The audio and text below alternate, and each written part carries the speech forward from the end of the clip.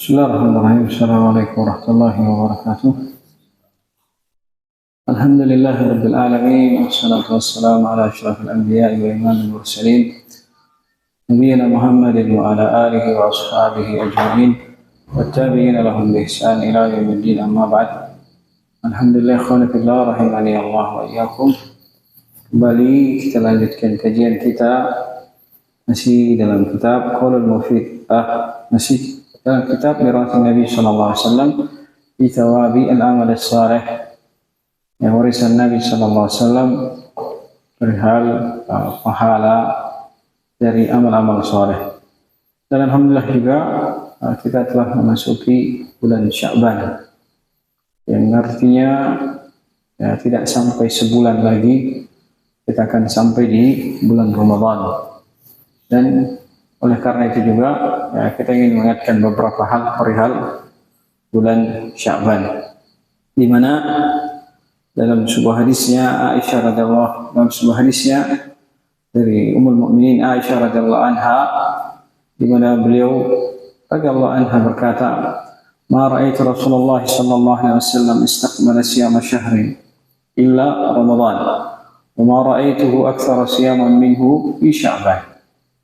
Ya, saya tidak pernah melihat Rasulullah sallallahu alaihi wasallam itu menyempurnakan puasa satu bulan lamanya kecuali di bulan Ramadan, dan tidak pula aku mendapati beliau sallallahu alaihi wasallam paling banyak puasanya di antara puasa sunnah kecuali di bulan Sya'ban. Dan beliau radhiyallahu anhu juga berkata, "Kana Nabi sallallahu alaihi wasallam yasumu Sya'ban kulluh, kana yasumu Sya'ban illa qalila." Karena Nabi sallallahu alaihi wasallam itu biasa beliau berpuasa di bulan Sya'ban hampir semuanya, dan beliau kebiasaannya dia berpuasa di bulan Sya'ban kecuali sedikit. Artinya sedikit yang tersisa di hari-hari bulan Sya'ban di mana beliau sallallahu alaihi wasallam tidak berpuasa. Ya, menunjukkan kepada kita bahwasanya bulan Sya'ban adalah bulan yang dicintai oleh Nabi sallallahu alaihi wasallam untuk memperbanyak berpuasa di dalamnya. Dan di hampir bahkan sebagian ada yang mengatakan bahwasanya bulannya Nabi sallallahu alaihi wasallam itu adalah bulan Sya'ban. Sebagaimana Allah Subhanahu wa taala punya bulan, yaitu bulan Muharram. Nabi sallallahu alaihi wasallam telah bersabda, "Habbu syuhuri ilallahi syahrullahi al-Muharram." Bulan yang paling dicintai oleh Allah Subhanahu wa taala yaitu bulan Allah Subhanahu wa taala al-Muharram. Nah, kalau dari Nabi kita sallallahu alaihi wasallam, karena beliau tidak memperbanyak puasa sunnah di bulan-bulan lain, bahkan di bulan haram, sebagaimana banyaknya puasa beliau di bulan Sya'ban, sehingga menunjukkan bahwasanya bulan Sya'ban adalah bulan yang sangat dicintai oleh Nabi sallallahu alaihi wasallam untuk memperbanyak puasa sunnah. Nah, di sebagian hadis, seorang sahabat Usamah bin Zaid itu pernah bertanya kepada Nabi sallallahu alaihi wasallam. Nah, di mana beliau berkata, "Qultu ya Rasulullah, lam araka tasumu syahra min asy-syuhuri ma tasumu min Sya'ban." Saya tidak pernah melihat engkau berpuasa di antara satu bulan sebagaimana puasa engkau di bulan Sya'ban. Maksudnya sebagaimana banyaknya puasa sunnah engkau di bulan Sya'ban. Bulan-bulan yang lain tidak ada ya Rasulullah. Maka Nabi SAW menjawab, "Dzaka syahrun yaghfalun nasu anhu." Kenapa? Ya, karena bulan Sya'ban itu adalah bulan yang banyak manusia lalai darinya. Baina Rajab wa Ramadan, terletak di antara bulan Rajab dan bulan Ramadan. Wa huwa syahrun, dan dia adalah bulan turfahu fihi al-a'mal ila rabbil alamin. Ya, adalah bulan di mana amalan itu diangkat kepada Rabbil alamin. Fa uhibba ayyurfa 'amali wa ana sha'im. Dan saya cinta untuk amalanku diangkat sementara aku dalam keadaan berpuasa. Nah, akhir dari hadis ini, dari hadis Usamah bin Zaid, dipahami bahwasanya kenapa Nabi SAW banyak berpuasa di bulan Sya'ban. Nah, selain karena beliau mencintai bulan Sya'ban itu, ada ada dua hal dalam hadis ini. Pertama kata beliau, yakfalun nasu anhu. Karena bulan Sya'ban itu banyak manusia lalai. Menunjukkan kata para ulama, bahwasanya ibadah di tengah banyaknya orang yang lalai itu pahalanya lebih besar. Pahalanya lebih besar. Nah, di antara hal yang membuat kenapa sholat malam banyak disebutkan dalam Al-Quran, karena sholat malam itu adalah sholat yang dikerjakan di saat sebagian manusia itu terlelap dengan tidurnya. Atau dalam arti kata, banyak manusia lalai dari malamnya, tidak menyempatkan untuk bangun bermunajat kepada Allah Subhanahu wa Ta'ala. Akan disebutkan secara khusus dalam ayatnya, tatajafa junubuhum anil madaji'i yad'una rabbahum khawfan wa tama'an wa mimma razaqnahum yunfiqun. Ya, lambung mereka jauh dari tempat tidur mereka. Yad'una rabbahum, mereka berdoa kepada Rabb mereka. Ya, yang tafsirannya artinya mereka sholat di malam itu, jauh dari tempat tidurnya karena mereka sholat, memohon kepada Rabbnya, meminta kepada Rabbnya dengan penuh rasa takut dan harap, dan apa yang mereka miliki yang direzekikan dari Allah Subhanahu wa Ta'ala mereka infakkan. Dan contoh kasus yang lain seperti doa masuk pasar. Doa masuk pasar. Nabi sallallahu alaihi wasallam bersabda, "Man dakhala as-suq", siapa yang masuk pasar, kemudian dia membaca la ilaha illallah wahdahu la syarika lahul mulku wal hamdu yuhyi wa yumiitu wa huwa hayyul ladzi la yamutu bi yadihi khairu kullu wa huwa ala kulli syai'in qadir. Kata Nabi sallallahu alaihi wasallam, kutibat lahu alfi hasanah. Dicatat baginya 1000 kali 1000 kebaikan. 1000 kali 1000 artinya 1.000.000. Wa muqat anhu alfi sayyi'ah. Dihapuskan darinya 1000 kali 1000 kejelekan, maksudnya dosa. Wa rufi'at lahu alfi darajah. Diangkat dengannya 1.000.000 derajat. Dan dalam sebagian tambahan riwayat Ibnu Majah yang disebutkan oleh Syekh Abdul Razak hafizahullah dalam kitab beliau Fiqh Adhiya wal Adhkar, wa buniya lahu baitan fil jannah. Jadi bangunkan baginya rumah di surga. Nah, hanya sebatas kalimat yang dibaca ketika seorang masuk pasar, tapi pahalanya begitu besar. Salah satu alasannya kata para ulama, karena pasar adalah tempat di mana banyak orang lalai dari berzikir kepada Allah Subhanahu wa Ta'ala. Dan bahkan pasar adalah salah satu tempat yang disenangi oleh syaitan. Sehingga diriwayatkan sebagian sahabat seperti Abdullah bin Umar, beliau sengaja bahkan masuk ke pasar tanpa ada niat untuk membeli, segera membaca zikir masuk pasar, kemudian keluar. Sekedar mencari pahala,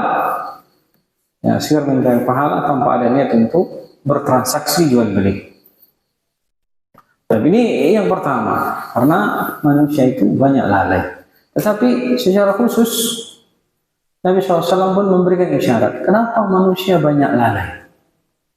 Kata beliau SAW, baina Rajab wa Ramadan. Ini isyarat dari Nabi SAW. Kenapa orang banyak lalai di bulan Sya'ban? Karena dia terletak antara bulan Rajab dan bulan Ramadan. Ada apa dengan bulan Rajab? Ya karena bulan Rajab itu adalah salah satu bulan haram. Sehingga orang di masa lalu itu, ketika bulan Rajab itu karena dia bulan haram, mereka banyak menahan diri. Ini di Mekah, menahan diri di Mekah, Madinah, menahan diri di Mekah. Takut ketika mereka keluar, ketemu musuh tidak sengaja dan terjadilah peperangan. Karena bulan haram adalah bulan yang terlarang bagi mereka untuk berperang. Bahkan bagi umat ini pun demikian. Nah, ketika bulan Rajab itu mereka banyak menahan diri. Ketika bulan Rajab selesai, masuk bulan Sya'ban, mereka semua pada siap-siap untuk kembali keluar bermuamalah, melakukan perjalanan. Karena itulah juga dinamakan Sya'ban. Sya'ban itu bercabang-cabang, banyak kelompok-kelompok. Karena sehingga sebagian penafsiran dari antara para ulama menyebutkan makna Sya'ban itu karena orang-orang Quraisy di masa itu, di bulan Sya'ban itu, mereka semua keluar berpencar. Ya, yang berdagang ke Syam atau kemana begitu, mereka keluar di bulan Sya'ban karena sebelumnya menahan diri di bulan Rajab. Yang selanjutnya lagi, sehingga kebanyakan fokusnya adalah muamalahnya, bukan ibadahnya di bulan Sya'ban. Sebab selanjutnya lagi, karena Ramadan, sehingga sebagian itu lebih banyak manusia itu fokus untuk memaksimalkan ibadahnya di bulan Ramadan, sehingga di bulan Sya'ban itu sebagian besarnya bahkan memaksimalkan kerjaannya sebelum datang bulan Ramadan. Niatnya apa? Bulan Ramadan saya libur sama sekali, fokus untuk ibadah, dan sehingga bulan Sya'ban itu momen baginya untuk mempersiapkan bekal sebaik-baiknya. Sehingga wajarlah kata Nabi SAW, yaqfalun nasan, banyak manusia lalai. Lalai dari apa? Lalai dari memperbanyak ibadah, atau lalai dari memperbanyak puasa sunnah di bulan Sya'ban. Nah, baina Rajab wa Ramadan, karena dia terletak antara bulan Rajab dan bulan Ramadan. Dan juga kata Nabi SAW, wa huwa syahrun turfa'u fihi al-a'mal, dan dia juga adalah bulan di mana amalan itu diangkat ke Rabbul Alamin, kepada Rabbul Alamin, itu kepada Allah Subhanahu wa Ta'ala. Nah, salah satu alasan di mana Nabi SAW berpuasa di bulan Sya'ban, kata beliau, karena di bulan Sya'ban itu adalah bulan di mana seluruh amalan diangkat ke hadapan Allah Subhanahu wa Ta'ala. Ini yang diangkat ya setahun sekali. Ada yang diangkat hampir tiap hari. Ya, yurfa'ul amalul lail qabla amalin nahar, wa yurfa'ul amalin nahar qabla amalin lail. Di dalam seluruh hadisnya Nabi SAW bersabda, diangkat amalan siang hari itu sebelum amalan malam hari, dan amalan malam hari itu diangkat kepada Allah sebelum amalan siang harinya. Dan ini yang harian, yang pekanan ada. Yang pekanan ada. Ketika Nabi SAW ditanya tentang kenapa beliau mengerjakan puasa sunnah Senin dan Kamis, kata Nabi SAW, wa fihi turfa'ul a'mal ila rabbil alamin, wa uhibbu an asum ayurfa'u amali wa ana sha'im, dan saya cinta kalau amalanku diangkat ke hadapan Allah sementara saya dalam keadaan berpuasa. Hampir sama persis teks lafaz hadisnya dengan fadilah bulan Sya'ban yang baru kita baca. Berarti secara kesimpulan juga kita sebutkan, maksudnya amalan itu diangkat di hadapan Allah. Ada hariannya, ada yang harian itu 2 kali, amalan siang dan amalan malam hari. Kemudian ada pekanan terjadi pada Senin dan Kamis, dan ada tahunan yang terjadi pada bulan Sya'ban. Nah, terjadi pada bulan Sya'ban. Dan kata Nabi SAW, wa uhibbu an asuma wa ana sha'im, dan saya cinta wa uhibbu an yurfa amali wa ana sha'im, dan saya cinta untuk diangkat amalanku sementara saya dalam keadaan berpuasa. Nah, kenapa berpuasa? Bukan amalan yang lain yang diperbanyak oleh Nabi SAW. Bisa saja beliau memperbanyak sedekah, bisa saja beliau banyak memberikan mau'izah kepada para sahabat, memberikan nasihat kepada para sahabat, dan lain sebagainya. Ya, tidak lain karena puasa itu adalah satu-satunya amalan yang waktunya panjang. Nah, amalan yang waktunya panjang. Ya. Nah, beda halnya dengan sholat. Sholat orang mungkin kalau dia sholat berjamaah, ya 10 menit selesai lah. Atau sholat sendiri mungkin 5 menit selesai. Tapi ketika dia berpuasa, maka dari sejak terbitnya fajar sampai terbenamnya matahari, sepanjang hari itu pula dia dikatakan beribadah kepada Allah Subhanahu wa Ta'ala dengan segala kekurangan yang ada pada puasanya misalnya, karena disebabkan hal-hal yang merusak puasanya nanti. Tapi sepanjang hari itu dia dalam keadaan beribadah. Berbeda dengan ibadah-ibadah yang lain. Sholat 5 menit selesai, sedekah juga begitu. Duitnya berpindah tangan selesai. Beda halnya dengan puasa. Karena itu dalam sebagian hadisnya Nabi SAW memberikan wasiat kepada seorang sahabat, alaika bisyam fa innahu la mithlalah. Hendaknya kamu itu berpuasa karena sungguhnya puasa itu tidak ada yang setara dengannya. Tidak ada yang setara dengannya. Dan pada lafaz ini pula ada sebuah pelajaran adab dari Nabi SAW tentang bagaimana hendaknya seorang hamba itu punya rasa malu di hadapan Allah Subhanahu wa Ta'ala. Ya, seorang Nabi, tetapi hal yang paling beliau cintai adalah amalannya diangkat ke hadapan Allah dalam keadaan beliau beribadah. Maka tentulah kita sebagai umatnya yang mungkin amalannya pas-pasan, lebih hendaknya kita mendahului, maksudnya lebih hendaknya kita berusaha untuk memperbanyak puasa sunnah kita di bulan Sya'ban. Kemudian juga selanjutnya sebagian para ulama mengatakan bahwasanya Sya'ban itu muqaddimah dari bulan Ramadan, sebagai pendahuluan dari bulan Ramadan. Sehingga ketika seorang memasuki bulan Sya'ban itu, dia mulai membiasakan diri dengan berpuasa misalnya. Ketika Ramadan tiba, bukan lagi dia beradaptasi untuk berpuasa, tetapi diharapkan dia sudah sampai pada tingkatan dia sudah bisa menikmati puasanya, karena dia telah terbiasa puasa sunnah sebelumnya. Dan ya, karena itu jangan heran juga, sangat miris karena kita dapati di sebagian tempat ketika hari pertama Ramadan harus libur, nggak boleh kerja. Kenapa? Belum terbiasa. Ya, padahal di masa lalu itu justru para ulama itu mereka menyembunyikan puasanya dan bekerja seakan-akan mereka tidak berpuasa. Seakan-akan tidak berpuasa. Ya sekedar juga menunjukkan sebagai bentuk pendidikan kepada umat bahwasanya puasa itu bukanlah hal yang hendaknya menjadi alasan bagi setiap orang untuk lemah dalam ibadahnya atau lemah dalam aktivitasnya. Nah, maka selain puasa juga misalnya seperti membaca Al-Quran.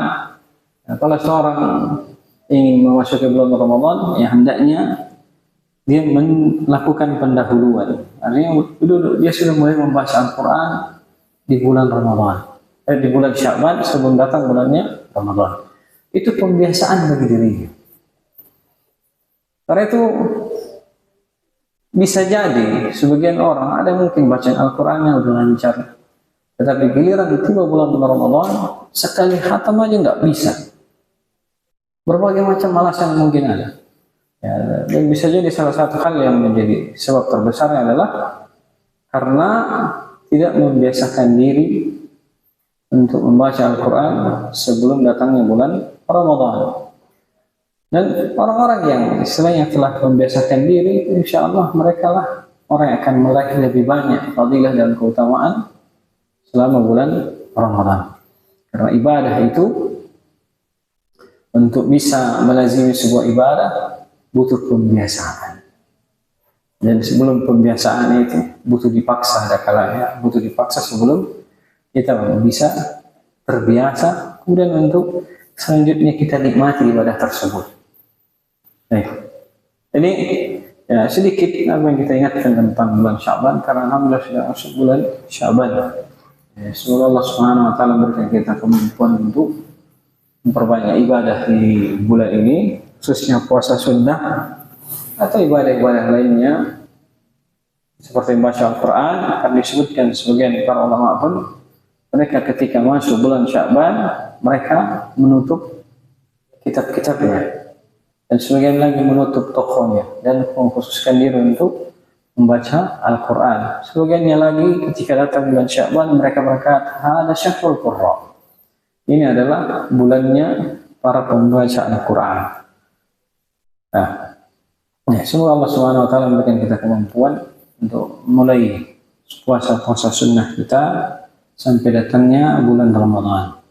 Karena ada masa di mana Nabi Shallallahu Alaihi Wasallam melarang kita untuk berpuasa. Kata beliau Shallallahu Alaihi Wasallam, "Idza intasafa Sya'ban fala tasum." Kalau Sya'ban sudah masuk ke pertengahan, maka jangan lagi kamu berpuasa. Maksudnya kata para ulama, kalau dia baru mau mulai puasa sunnahnya di pertengahan bulan Sya'ban tidak boleh. Tetapi kalau dia telah memulai puasa sunnahnya sebelum pertengahan, maksudnya dia mulai di awal dan masih berlanjut pertengahan bahkan sampai akhir, maka itu boleh. Itu ada masa seorang tidak boleh lagi berpuasa. Jadi sebenarnya kalau dikatakan kesempatan untuk memulai puasa sunnah, kita punya masa efektif untuk memulai puasa sunnah kita di bulan Sya'ban hanya 15 hari. Hanya 15 hari. Dan kalau kita bisa mengambil kesempatan di 15 hari tersebut, insya Allah kita punya kesempatan untuk menambah lebih, bahkan sampai mendekati akhir bulan Sya'ban. Tetapi kalau dia mau mulai di tengah, kesempatan itu telah luput. Nah, seakan-akan ada pembelajaran juga dari Allah Subhanahu wa Ta'ala bagaimana hendaknya kita menghargai waktu dan kesempatan. Karena kalau luput, ya tidak bisa diputar kembali. Baik, ini sedikit mungkin tentang fadilah dari bulan Sya'ban. Semoga Allah Subhanahu wa Ta'ala memberikan kita kemampuan untuk memaksimalkan ibadah sebelum datangnya bulan Ramadan. Kita baca kitabnya. Sawabu ma yaqulu idza istayqadha min al-lail. Pahala apa yang diucapkan seorang kalau dia terbangun di malam hari. Istayqadha artinya terbangun di malam hari. Itu padanan katanya itu tahajud. Ya, tahajud. Sehingga kenapa salat tahajud dinamakan tahajud? Karena dia sifatnya istaiqadha. Dia terbangun. Artinya dia tidur terlebih dahulu kemudian bangun. Bahkan dalam sebagian hadisnya Nabi SAW bahkan menyebutkan bahwasanya ya, bukanlah orang yang bertahajud itu orang yang sholat semalam suntuk. Tetapi orang yang bertahajud itu adalah orang yang terbangun kemudian dia sholat, kemudian tidur dan terbangun lagi kemudian dia sholat. Itulah orang yang bertahajud. Sehingga tahajud adalah karena dia mendahulunya dengan tidur. Walaupun semuanya masuk dalam kategori yang dinamakan dengan sholat malam. Semuanya hitungannya sholat malam. Bahkan setelah sholat isya misalnya, ketika ada orang yang niatnya sholat malam itu sah. Dianggap sholat malam karena setelah sholat isya. Tapi kalau dia tidur lebih dahulu, kemudian dia bangun, maka sholatnya namanya tahajud. Walaupun kategorinya sholat malam. Sehingga kalau kita ambil kesimpulan, semua tahajud itu sholat malam. Tapi tidak semua sholat malam itu adalah tahajud. Nah, An Ubadah bin Samit radhiyallahu ta'ala anhu, dari Ubadah bin Samit radhiyallahu ta'ala anhu, dari Nabi sallallahu alaihi wasallam beliau bersabda, "Man ta'arra minal lail." Siapa yang terbangun di malam hari. Ini terbangun di malam harinya entah di awal malam, pertengahan malam atau di akhir malam, sepertiga malam terakhir. Penting dia masuk di malam hari. Kalau dia terbangun 2 kali, 3 kali, boleh. Kadang-kadang orang ya ada yang tertidur, kebiasaan malamnya itu harus selalu buang air kecil. Maka setiap kali dia bangun, dia membaca doa ini, itu boleh. Karena Nabi hanya menyebutkan ta'arra minal lail, terbangun di malam hari. Faqala, kemudian dia membaca zikir terbangun di malam hari. La ilaha illallah wahdahu la syarika lah. Lahul mulku wa lahul hamdu wa huwa ala kulli syai'in qadir. Alhamdulillah wa subhanallah wa la ilaha illallah wallahu akbar wa la hawla wa la quwwata illa billah. Kata Nabi SAW, thumma qala, setelah dia membaca zikir ini, dia membaca doa. Allahumma gfirli, dia membaca Allahumma gfirli, ya Allah ampunilah aku, au da'a, atau dia berdoa, istujiba lahu, akan dijawab doanya. Fa in tawadda'a wa shalla, qubilat salatuhu. Kalau dia berwudu kemudian sholat, maka sholatnya diterima. Ya, bukan artinya kalau dia tidak membaca zikir ini kemudian dia sholatnya nggak akan diterima. Cuman lebih besar ya, amalan tersebut diterima di sisi Allah Subhanahu Wa Taala dan lebih dicintai di sisi Allah Subhanahu Wa Taala. Nah, yang diambil dari hadis ini pertama disebutkan tadi ya, terbangun di malam hari, mau berapa kali pun dia terbangun, kalau dia baca zikir ini dia akan mendapatkan pahalanya. Dengan catatan di akhir dari zikir ini dia berdoa minimal Rabbik firli. Kalau dia berdoa maka doanya akan dijawab oleh Allah Subhanahu Wa Taala. Jadi istilah Rabbik firli, minta apa saja. Bangun subuh lebih segar bisa, atau doa apa saja. Boleh kata Nabi SAW, "Fa'in tawadda'a wa shalla qubilat shalah." Kalau dia berwudu dan sholat, maka diterima sholatnya. Ini juga indikasi ya, artinya bisa diambil dari sini bagaimana syariat itu ditetapkan, ditulis. Yang namanya seorang berislam itu ada yang biasa-biasa dan ada yang lebih dari biasanya. Ya. Ada amalan yang sifatnya wajib, ada yang amalan sifatnya sunnah. Karena itu Allah Subhanahu wa taala berfirman, "Liyabluwakum ayyukum ahsanu amala." Menguji kalian siapa di antara kalian yang paling baik amalannya. Maka disebutkan beragam amalan ya, sehingga seorang itu bisa memilih apa yang mudah bagi dia. Sehingga kalau misalnya dia memilih untuk sholat, maka itulah yang terbaik yang dia kerjakan. Baik. Selanjutnya, hadis selanjutnya, hadis Abbas radhiyallahu taala anhu, dari Abdullah bin Abbas radhiyallahu taala anhu, beliau berkata, "Kana Nabi sallallahu alaihi wasallam," adalah kebiasaan Nabi sallallahu alaihi wasallam, "idza qama min al-laili yatahajjad." Apa beliau berdiri terbangun di malam hari untuk bertahajud. Beliau berkata, "Allahumma rabbana lakal hamdu anta qayyimus samawati wal ard wa man fihin." Adalah kebiasaan Nabi SAW kalau beliau terbangun di malam hari untuk sholat tahajud. Kapan dibaca doa ini? Apakah bisa dia sholat tahajud atau setelah sholat tahajud atau sebelum sholat tahajud? Nah, zahirnya adalah beliau baca sebelum sholat. Sebelum sholat. Kalau disebutkan idza qama minal lail, beliau berdiri di malam hari sholat tahajud. Sama seperti ya, karena yang asal makna idza itu artinya sebelum. Seperti firman Allah Subhanahu wa taala, idza kata Nabi SAW, idza kuntum ila sholati faghsilu wujuhakum. Dalam firman Allah Subhanahu wa taala, kalau kalian berdiri, kuntum itu artinya telah berdiri untuk sholat, maka cucilah wajah kalian. Perintah berwudu. Apakah maksudnya di saat dia sholat berwudu atau sebelum sholat dia berwudu? Jawabannya ya, sebelum sholat dia berwudu. Karena asalnya makna idza itu dikerjakan sebelum. Seperti juga firman Allah sabda Nabi SAW tentang hakul muslim ala muslim. Hak seorang muslim terhadap muslim yang lain sittun, ada 6. Di antaranya Nabi SAW bersabda, "Idza atasha fahamidallah fasyammitu." Kalau dia bersin, kalau dia bersin kemudian dia memuji Allah, maka syammitu, balas ucapan alhamdulillahnya itu.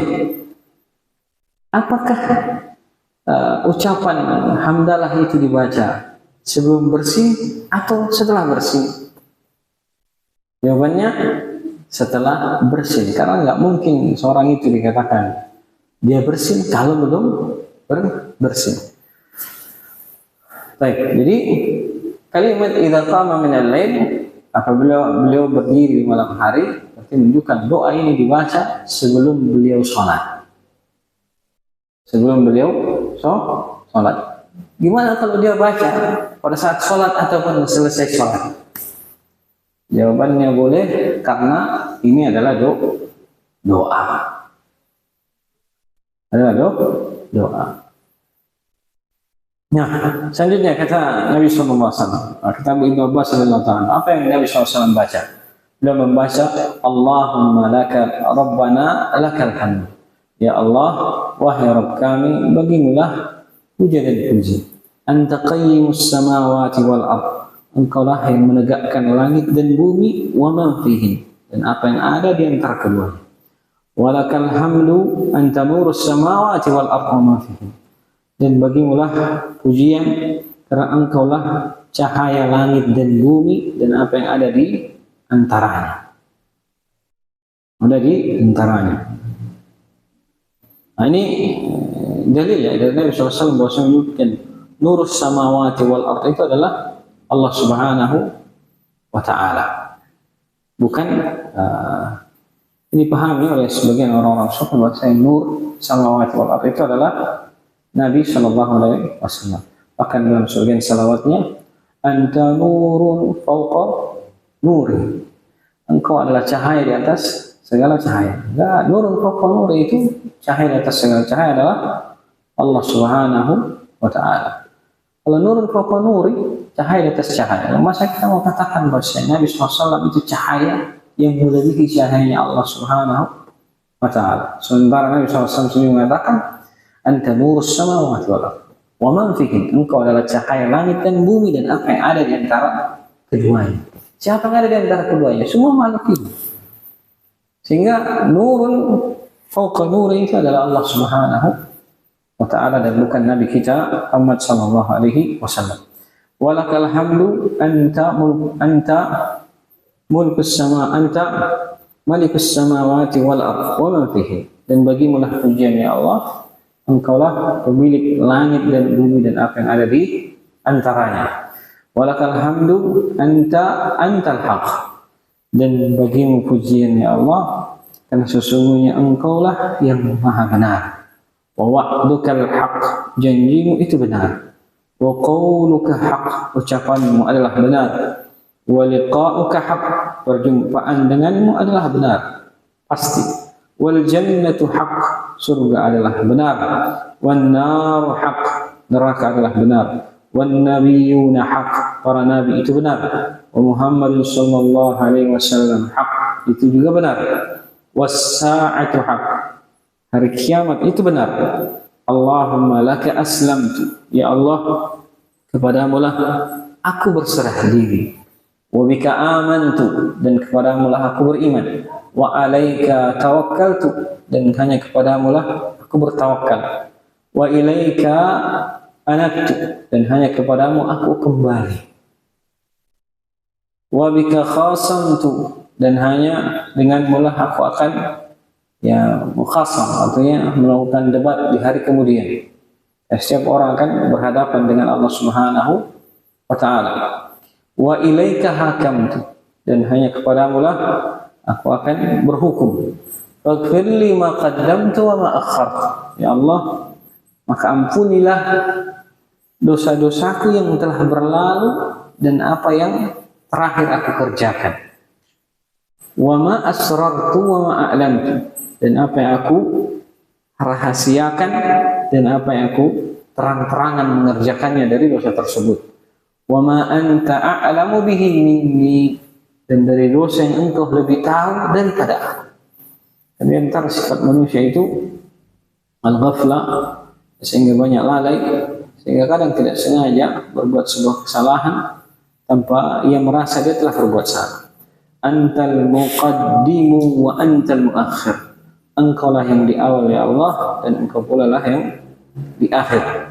La ilaha illa anta, tiada ilah yang berhak diibadahi kecuali engkau. Dan ini doa yang diajarkan oleh Nabi Sallallahu Alaihi Wasallam tatkala seorang itu bangun untuk salat tahajud. Asal. Bab selanjutnya, thawabu kalimatin yaquluhunna man hasalat lahu waswasatun fi salatihi. Ya, pahala dari kalimat yang dibaca bagi mereka yang membacanya pahala dari kalimat yang diucapkan seseorang yang mereka mendapatkan was-was di sholat, was-was di sholat, keraguan-keraguan di dalam sholat. An Utsman bin Abil As radhiyallahu ta'ala anhu, kata beliau, atan Nabi sallallahu alaihi wasallam. Uti Nabi sallallahu alaihi wasallam, qala ya Rasulullah, إن الشيطان قد حال بيني وبين صلاتي وقراءتي يلبسها علي. Ya, ada Nabi SAW didatangi oleh seseorang. Kemudian seorang itu berkata, ya Rasulullah, sesungguhnya syaitan itu telah menghalangiku antara aku dan sholat. Maksudnya dia masuk di tengah-tengah sholat. Wa qira'ati yalbasuha alayya. Itu juga bacaan sholatku itu dibuat tercampur olehnya. Jadi mungkin ada karena seorang itu lupa bacaan surahnya, atau bahkan mungkin lupa rakaatnya tatkala dia sholat. Maka ketika Nabi sallallahu alaihi wasallam, qala Rasulullah sallallahu alaihi wasallam, "Dzaka syaitanu yuqalu lahu khinzib." Itu adalah syaitan yang dikenal dengan nama khinzib. Ya, khinzib. Fa idza ahsastahu fata'awwad billahi wadfil ala yasarika thalath. Itu adalah syaitan yang namanya khinzib. Kalau kamu merasakan kehadirannya, bagaimana kita tahu syaitan itu hadir? Ketika kita mulai merasa kayak ada ragu, bimbang, atau kayak bingung, saya kayak hampir lupa bacaan sholat dan seterusnya. Nah, ketika tanda-tanda tersebut ada, maka Nabi Sallallahu Alaihi Wasallam ta'awwad billahi minhu. Ta'awwadlah kepada Allah darinya. Ya, ta'awwadnya bagaimana? Ya, minimalnya dia baca a'udzu billahi minasy syaitonir rajim. Atau boleh dia baca a'udzu billahi min syaitan khinzib. Ya, dari syaitan si khinzib. Boleh ucapkan hal tersebut atau diucapkan a'udzu billahi minasy syaitonir rajim pun cukup. Kemudian kita bisa salat wa fil ala yasarika thalath. Kemudian engkau tafal itu perbuatan yang menyerupai meludah, tapi nggak sampai keluar ludah. Ya, kayak seperti ini gambarannya. Seperti meludah, tapi adalah keluar tapi sedikit. Nah, itu 3 kali. Itu namanya tafal. Dilakukan sebanyak 3 kali.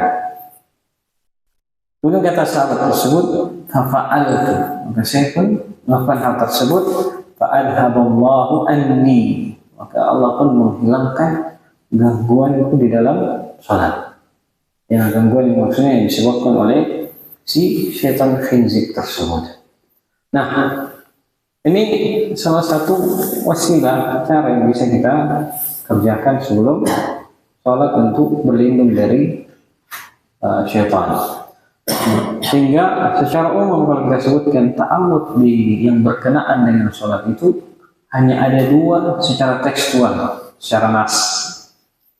Pertama, ta'awud sebelum memulai bacaan. Sebelum bacaan maksudnya sebelum membaca Al-Fatihah. Nah, sebelum membaca Al-Fatihah ini apakah dia di setiap rakaat atau di awalnya saja? Maksudnya di rakaat pertama saja. Yang orang dengar langsung juga dari Syekh Shalih Fauzan, hafizahullah, beliau sebutkan di rakaat pertama saja. Itu waktu awal-awal dulu sholat di Masjidil Haram misalnya, kalau di rakaat kedua hampir semua rakaat kedua langsung Alhamdulillah Rabbil Alamin. Dan saya pun berusaha membaca lebih cepat. Saya harus baca ta'awud dulu, baca Bismillah dulu, tidak terkejar. Karena zahirnya mereka skip ta'awudnya pada rakaat selanjutnya. Hanya ta'awud pada rakaat pertama. Dan ini tidak menyala karena Nabi SAW mengatakan innama hiya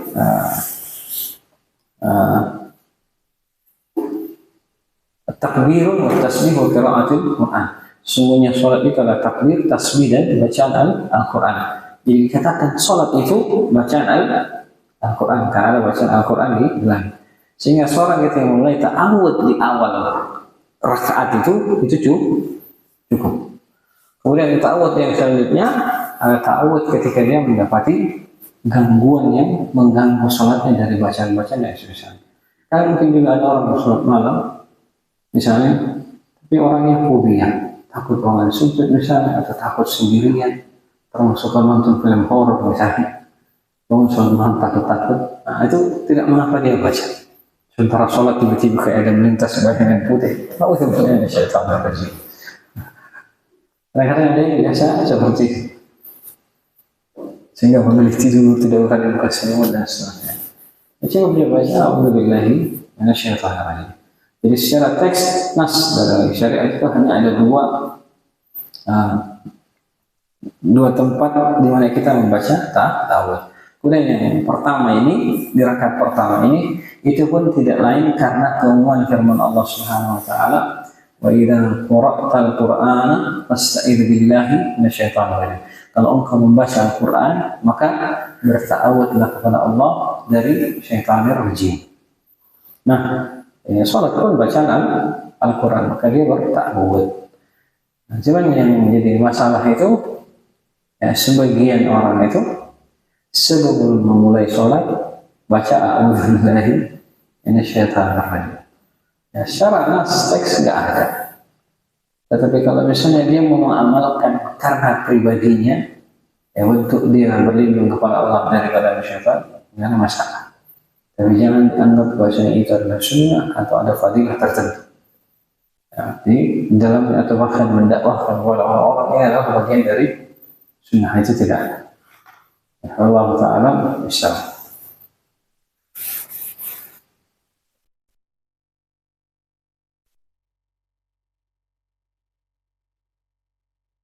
Nah,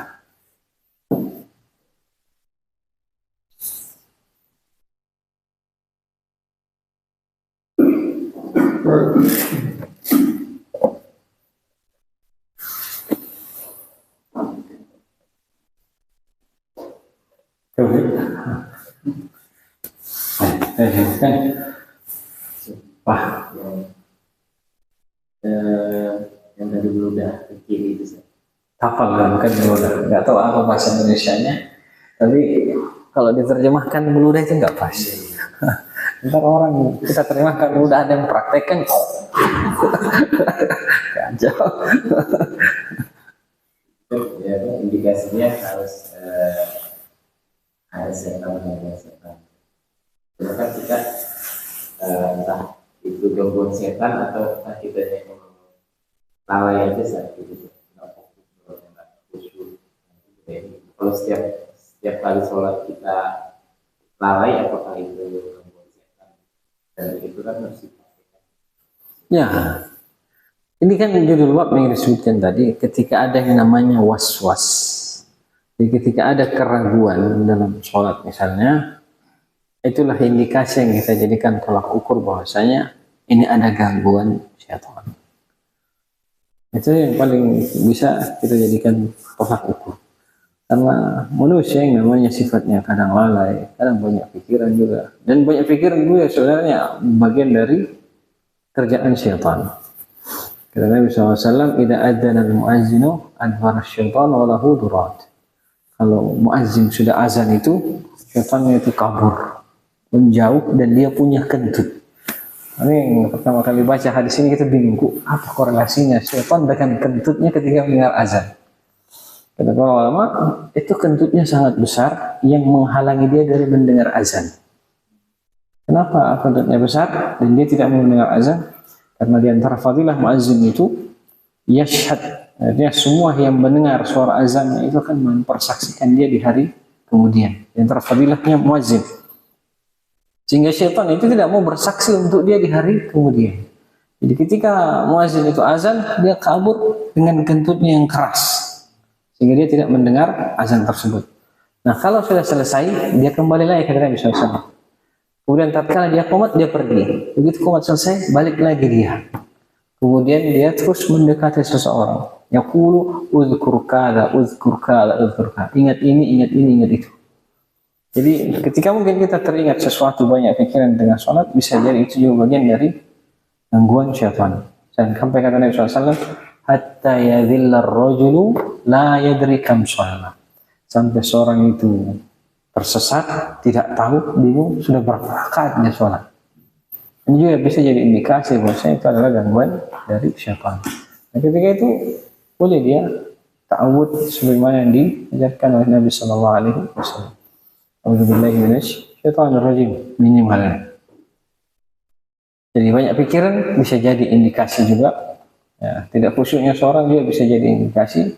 Termasuk juga was-wasnya dia bisa jadi indikasi seorang itu mendapatkan gangguan syaitan di dalam salatnya.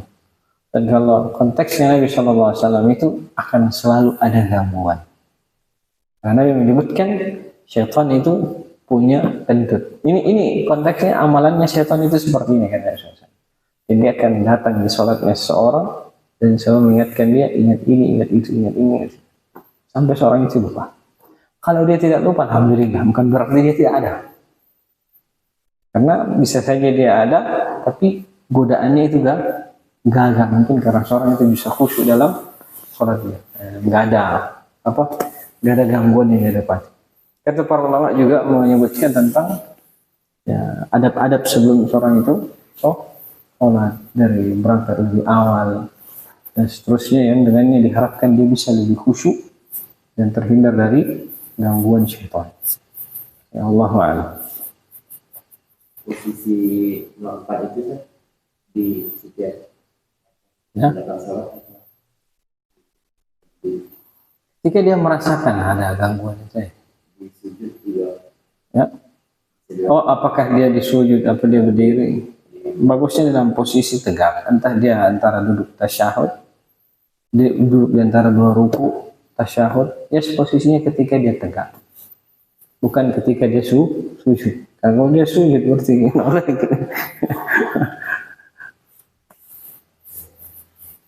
dan dilihat juga kondisinya. Ketika dia sholat berjamaah. Misalnya, kalaupun dia sholat berjamaah, jangan terlalu vulgar lurus begini, tetapi sedikit noleh ke bawah. Ini kita ambil dari kiasnya Nabi SAW tentang larangan meludah karena busak. Busak itu dahak, kan kadang dia keluar dan itu mengganggu. Nabi SAW al-buzaku fil masjid khati'ah. Busak itu di dalam masjid ya, berdahak. Kalau masjid itu dosa. Penghapusnya adalah dengan cara menimbunnya. Kan di masa Nabi belum di lantai kan, masih tanah. Dan juga ada Nabi SAW, "Idza basaqa ahadukum fala yabsaq qibala wajhi, inna Allah qibala wajhi, walakin ayyami walakin ayyaminihi, walakin ayyasari atau tahta qadamihi yusra." Kalau seorang itu buzak mengeluarkan dahaknya, jangan ke arah depannya dan jangan juga ke arah kanan, tetapi ke arah kiri atau di bawah kaki kiri. Nah, dikiaskan ke situ. Begini kalau misalnya sholat berjamaah, maka jangan pas ke arah kiri, sedikit ke bawah, ke arah kaki kiri. Nah, kemudian selanjutnya, kalau dia makmum sebenarnya tidak terlalu berpengaruh, karena dia hanya ikut imam. Karena sangat wajar itu makmum mendapatkan gangguan-gangguan karena posisinya makmum, di mana mereka harus mendengarkan bacaan imam. Bukan orang yang paham bahasa Arab lagi, imamnya bacaannya panjang, travel itu pikiran kemana-mana.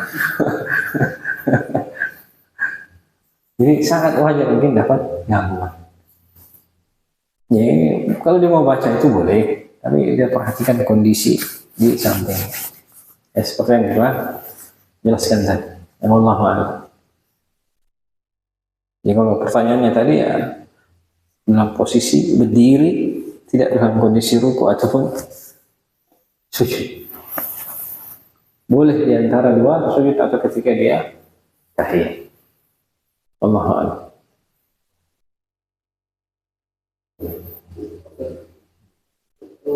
Boleh nggak yang sholat itu sesuatu lah contohnya seperti itu, kita masuk ke masjid ada yang bisa tidur iqamahnya cepat banget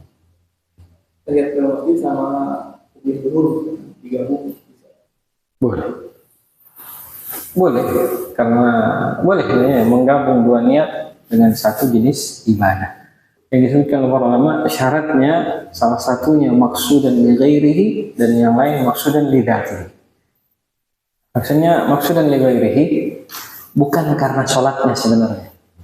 Paham? Bukan karena sholatnya. Seperti misalnya masuk ke masjid. Itu tahiyatul masjid, itu bukan karena sholat khusus tahiyatul masjid sebenarnya, bukan. Tapi maksudnya yang penting dia sholat dulu sebelum dia duduk. Kata Nabi Sallallahu Alaihi Wasallam, "Idza dakhala ahadakumul masjid, falyaqra rak'ataini qabla an yajlis." Kalau seorang di antara kalian masuk ke masjid, hendaknya dia sholat 2 rakaat sebelum dia duduk.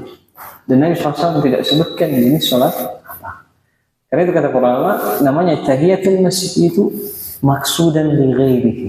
Itu maksudnya untuk yang lain, bukan karena masjidnya, bukan karena masjidnya, tapi karena seorang itu punya hajat untuk duduk tinggal di dalam masjid, hendaknya didahului dengan sholat. Sholatnya bisa sholat apa saja. Sehingga kalau ada misalnya orang masbuk datang ke masjid, ikut sholat wajib, gugur kewajiban sholat tahiyatul masjid karena dia udah sholat. Sehingga ketika dia masuk ke masjid mau mengerjakan qabliyah misalnya dengan niat tahiyatul masjid juga masuk di dalamnya. Nah, seperti misalnya juga puasa Daud dengan puasa sunnah di bulan Sya'ban misalnya, atau puasa Daud di bulan Syawal tapi niatnya adalah puasa Syawal, modelnya puasa Daud. Nah, puasa Daud itu bukan karena puasa Daudnya itu sendiri, tapi maksudnya bentuk pelaksanaannya ya berselang-seling. Nah, Syawalnya sendiri yang diinginkan yang penting di bulan Syawalnya, sehingga menggabungkan dua niat tersebut dalam satu puasa boleh. Wallahu a'lam.